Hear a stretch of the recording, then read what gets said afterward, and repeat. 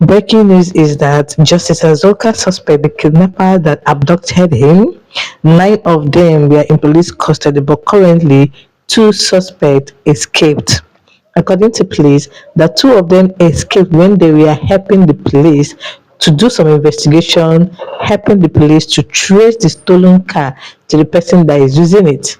And the process of showing them the person that is in charge of the stolen car, two of them escaped. And according to police, that the people that are using the stolen car were arrested, but the two suspects has not been arrested up till now. They escaped. Let's start with, why are those kidnappers still in the custody of police after few days? Because last week was when they made it public that nine people, nine suspects has been arrested in connection to the demise, or let me just call it the assassination of Justice Azoka. Because in my opinion, this doesn't just look, remember my opinion, this doesn't just look like normal kidnapping.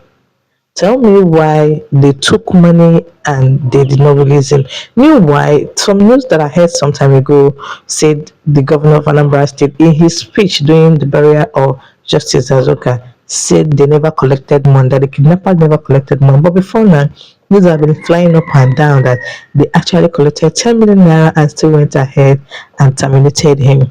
Now, the real question is, from the legal aspect, is what are these kidnappers, these suspects, still doing in police custody up till now?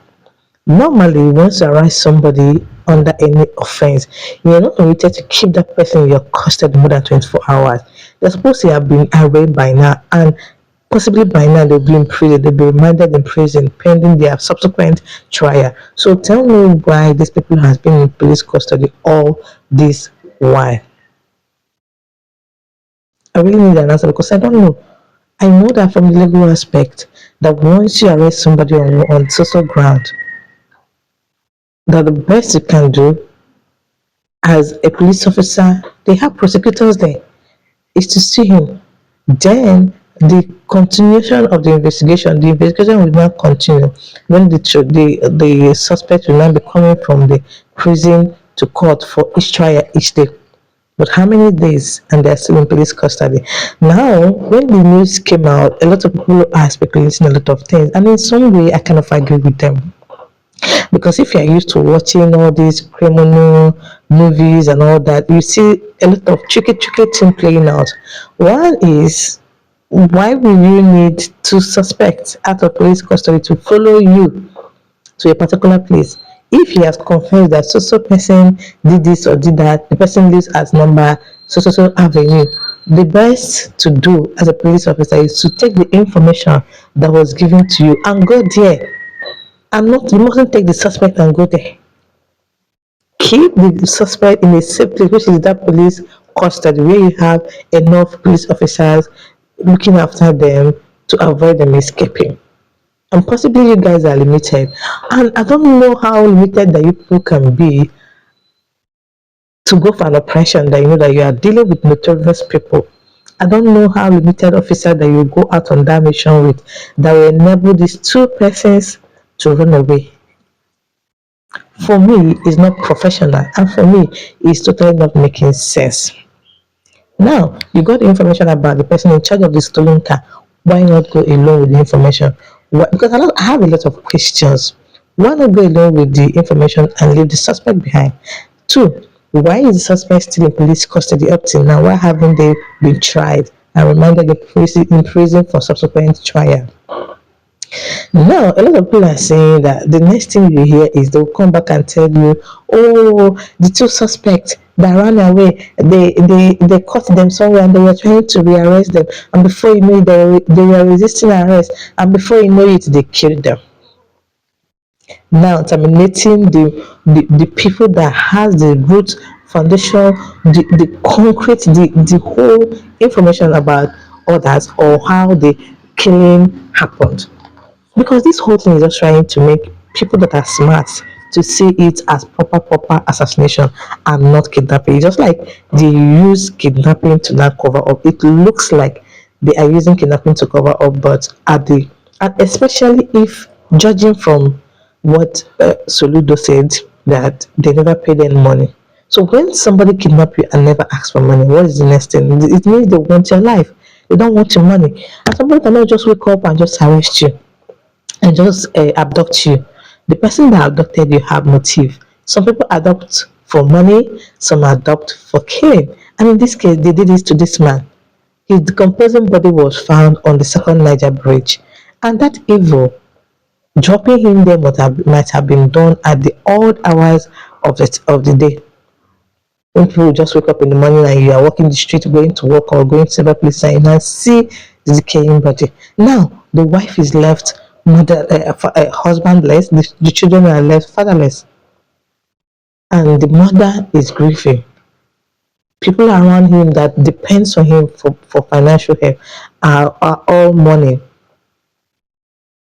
And if all these things turns out to be again between a top politician that doesn't want his secret to be leaked, it doesn't still change anything. The only thing is changed that the justice will be served. But what about the woman that is already a widow? The children that are already fatherless? From that aspect, it doesn't change anything. Because I don't know, but I just kind of feel like this whole thing is kind of saying we are not dumb. People are not dumb. People are not dumb, especially people that are very active, thinking straight, and watching smart movies. We're not dumb. Because I mean, it's literally so unprofessional. I don't want to say impossible, so unprofessional that you would let someone in your custody.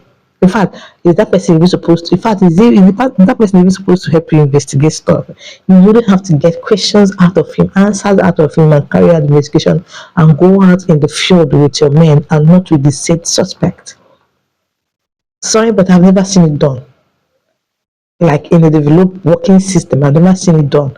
They get the information and carry out the operation without the suspect. What is the suspect going to do for you? Like come and tell you, okay, this is the house, this is the house. When you can use the information and go there alone. So they'll come up now. Other things are involved in this case of these two people now that disappear. And I feel like these two people that disappear are the main people, the people that has the main information, the one information that they need to put the person because somebody sent them. Somebody definitely sent them us. They definitely have a backup somewhere. They're not just operating on their own. I mean, when you watch the boys, the age of those boys that went for the operation, they're all still young guys. They started from somewhere. They started from somewhere. Maybe they were cultists during their time, and or maybe they were just there. Someone recruited them, buying them, and bought guns for them. They cannot just go and buy guns. So they have somebody, a head somewhere that is directing them on what to do. So that person don't want to be implicated. Catching them is detrimental to that person. So this escape now that happened is possibly, I'm not saying certainly, it's possibly that somebody somewhere is working so hard so that you will not be implicated. So three things might definitely come out from this. They might go and get another person and say, "Oh, the two suspects they have now been rearrested, and those people arrested, those people will now be free because they have the information. They don't want the information to spill." Or they'll come back and tell you, "Oh, we caught them somewhere, trying to get them," and they will still arrest and we shut them. Why? They don't buy them because they don't want them to spill the truth.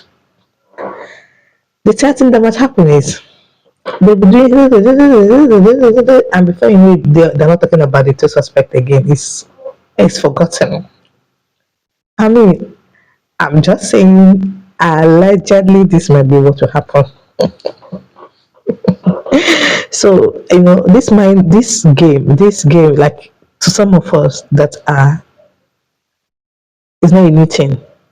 We watch movies like we will watch a real movies where they carry out all those. So we are smart enough. But I just hope that these are just normal speculation from people and speculations from me. I just hope they really get them back because if not for any other thing, for the sake of people that lost that man as a husband, that lost that man as a father, he really needs to get the justice that he needs. And please, people that are doing this kidnapping, I beg, Nigeria is tough for everybody. Nigeria is really tough for everybody. Nobody is like it's not milk and honey. The best you can do is take money and live their life. Live their life. They will live to make another money. For the sake of people around them, people that will suffer their absence. Anyways, thank you guys for watching. Give this a thumbs up. Don't forget to subscribe and see you guys in my next one. Bye.